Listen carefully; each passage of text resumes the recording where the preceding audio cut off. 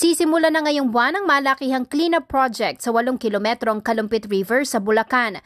Ito'y upang mabawasan ang insidente ng pagbabaha sa mga mabababang lugar at upang mapabilis din ang rehabilitasyon ng Manila Bay area sa Central Luzon. Ito ang inanunsyo ni Environment Secretary Roy Cimatu sa kanyang pagbisita sa probinsya kamakailan. Binigyang diin ni Cimatu na mahalagang hukayin ang mga nakalubog na basura upang maiwasan ang baha dulot ng baradong daanan ng tubig at maging ang pag-apaw ng ilog. Ang Calumpit River ay tributary ng Pampanga River. Ang bayan ng Calumpit ang nagsisilbing catch basin o tagasalon ng flood waters mula sa mga lalawigan ng Nueva Ecija at Pampanga.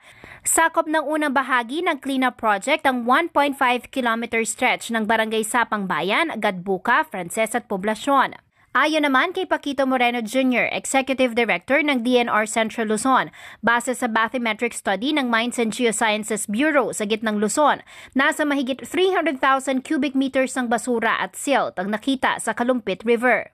Ang pag-alis sa mga basurang ito ay hindi lamang makatutulong upang mabawasan ang pagbaha tuwing may bagyo, makatutulong din daw ito na mabawasan ang polusyon sa river system na direktang umaagos sa Manila Bay.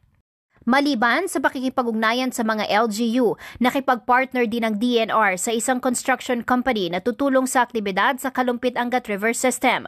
Mula nang simula ng Manila Bay Rehabilitation Program nitong 2019, umabot na sa mahigit 168,000 tons ng basura ang nakolekta ng DENR mula sa 22,580 estero, ilog at coastal cleanups na ginawa sa Bulacan, Bataan, Pampanga, Tarlac at Nueva Ecija.